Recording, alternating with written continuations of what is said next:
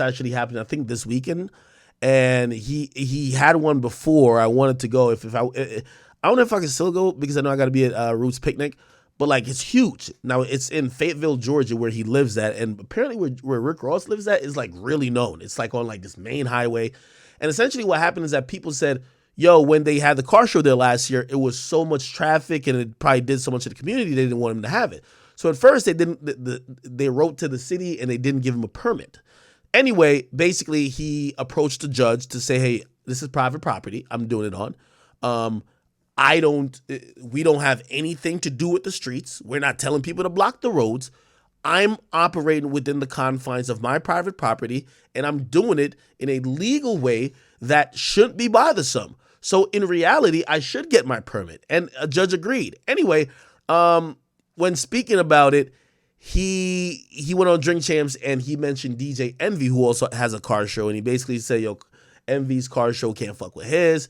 Envy got a little upset. Envy responded. Then they went into this back and forth. Here's like some of the clips from the back and forth. Let me see. Hopefully it has it all. It's a full beat. No, this ain't in DJ Envy book. I might help you sell some books, but your girlfriend faked the orgasm for 2 decades. What?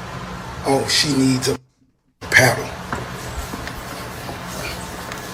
Tell her I got her. I got her. She can't fake with the biggest boss. Yeah. My pickleball powder polish. Now I know this ain't in DJ. Not that guy that's gonna charge somebody $500 to get him because I couldn't sleep with myself. There you go. Bring it back in. There you go. So tell you this, everybody gotta watch who does stuff for the community and who does stuff to make money. I tell people all the time, if you got a habit or you got something that you love, you make it a business. That's why the car thing and the car show became a business. I like cars. I love cars.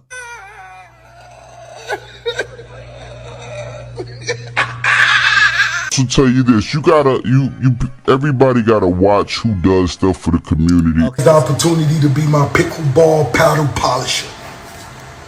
My pickleball paddle polisher. You hear me? Let her know why they cleaning the pools.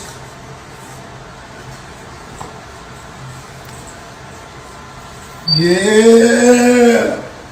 Enjoy your day. June 3rd. I want this time.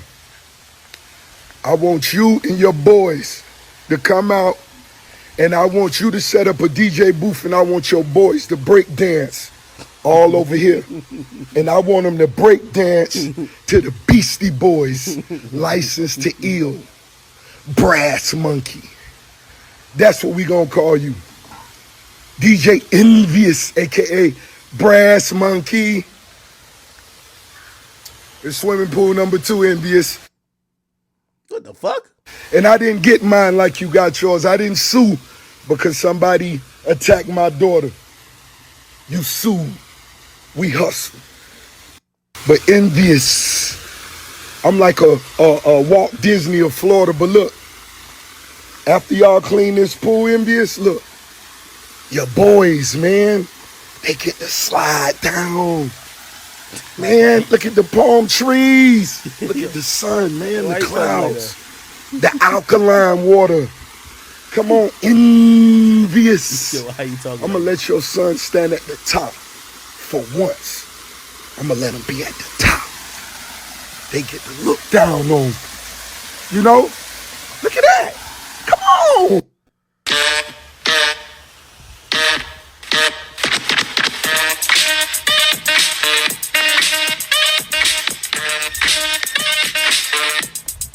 I ain't gonna lie, Rick Ross took it really far because he started mentioning Envy's family, which I think a lot of people would be like, chill, bro. But like, yo, Envy, I think Envy and Ross, there's a deep-seated thing underneath it where Envy is really cool with 50 Cent, right? And they pretty much, they do business together.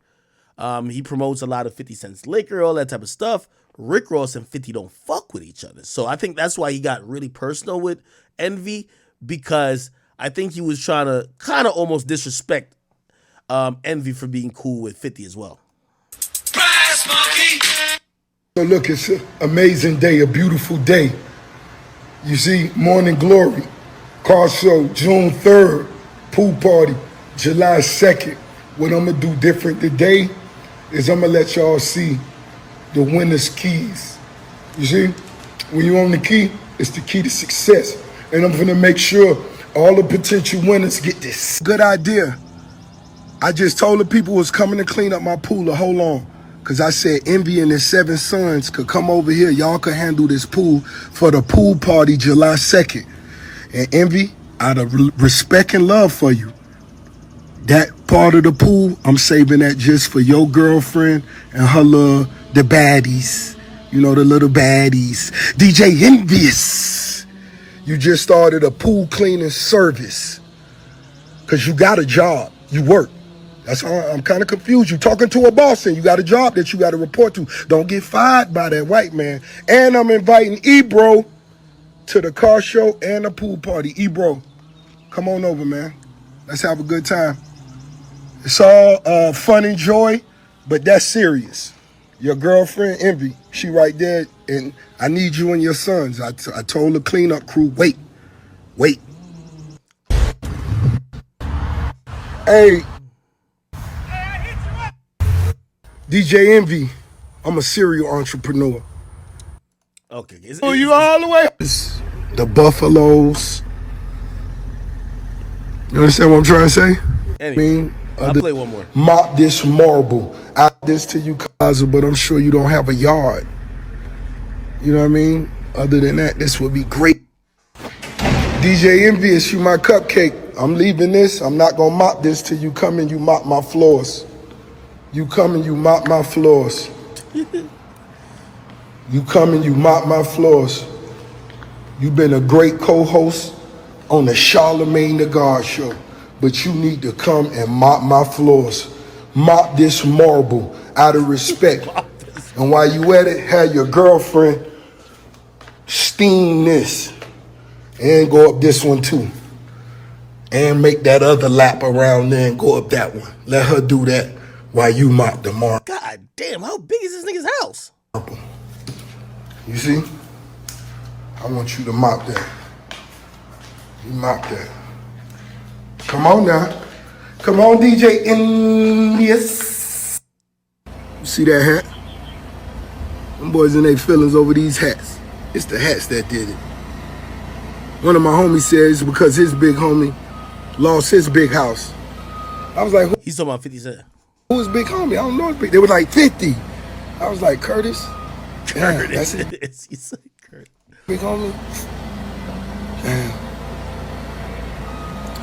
But anyway, my nigga, if you want a hat, I'll give you a hat, my nigga. You feel me? Okay, let me tell you. In my DM, I got love for Envy. Y'all gotta understand. It's his black side love me. It's his white side that don't want to see us win.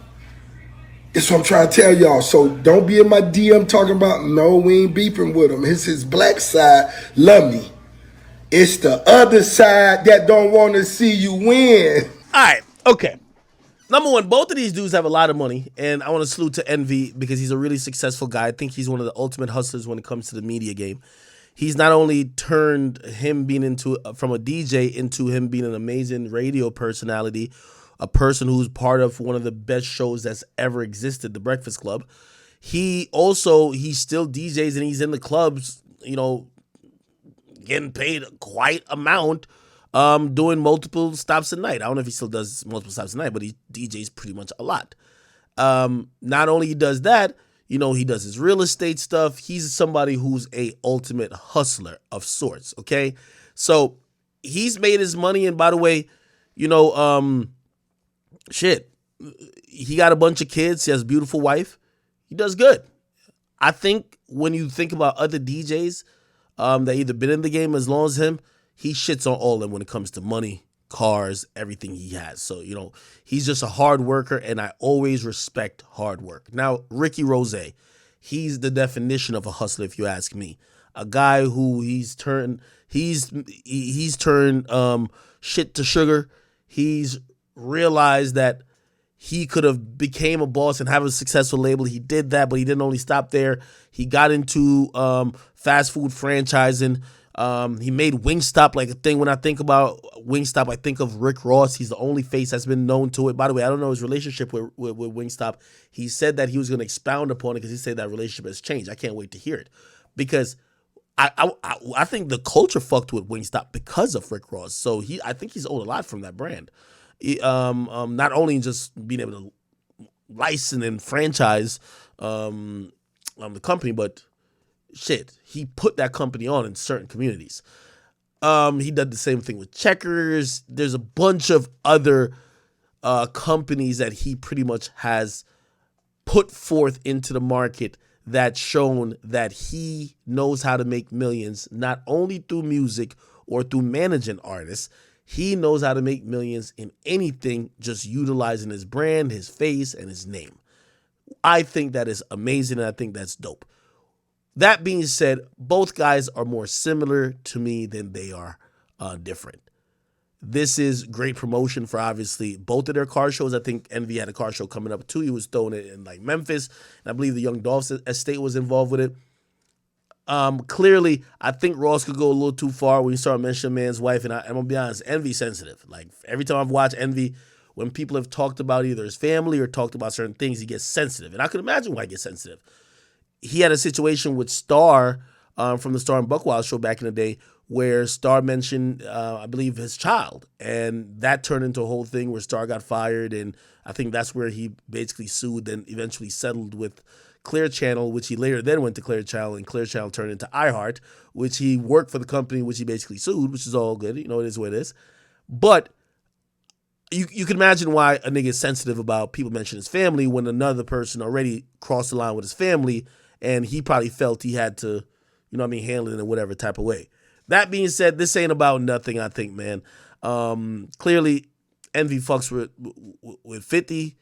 Ross is probably getting at him a little extra because of the 50 Cent situation.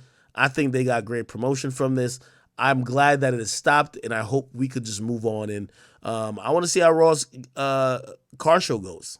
Like, I like it. I think he's doing a great job of putting on that event and turning it into a brand. And I think if he throws a successful one this year, there's no reason why he shouldn't or couldn't have 2 car shows next year. Maybe one in Florida and maybe one in Georgia. Like, I think that could absolutely work. One top of the year, one bottom of the year, whatever the case is. So, whatever it is, I like the promotion aspect. I think the whole beef thing was funny. And I didn't play the DJ Envy, like, kind of mentioning him, just because iHeart's going to clip it. So, I mean, I could play it on here because we're on Rumble, but iHeart is going to clip it if we post it on YouTube. This was... It's the world's most dangerous morning show, The Breakfast Club. Charlamagne the God, DJ Envy. Y'all see that hating ass bitch who back here? Her name is Jess Hilarious. Jess, I'm on your head, man. You unfunny, nappy-headed hoe. You ain't gonna never talk about me with a Vegeta sign in your fucking forehead. And also, you got your body done, man. Stop playing. Every time I see her, I gotta give her a few bars. I don't care. We got our guest host. For 12. This start All day. All right. I know. All right. Also, to also keep it fair, there's a new scandal popping up with Envy. It's DJ Envy, and he was promoting this whole real estate thing, which I was like, damn, Envy about to make a smooth 50 M's, like under our nose, with now encouraging many people who maybe didn't have money to buy a house themselves, but could invest in like I don't know the specifics of it, but niggas could give money, which you be investing in the company that were flipping real estates, okay, or flipping houses, right? So Envy partnered up with some nigga named Caesar Pina or some shit like that, okay, and yeah, what's ended up happening is that people are saying that this shit was a scam. Now, let me see if I can find any videos of of both of them kind of like running around and doing all the shit that they were doing, because they were convincing people, like, you know, let me see. I'm trying to see if I can find it. I can't find these videos now, but basically Envy and this dude was going around, and this is the guy here. They were going around and basically saying, hey, yo, look, we're flipping houses. Yo, you could make money too. You should invest, this and third. Apparently people like invested a lot of money, and there's receipts out there. I won't get to see. Well, maybe I could pull some of them up. Let me see.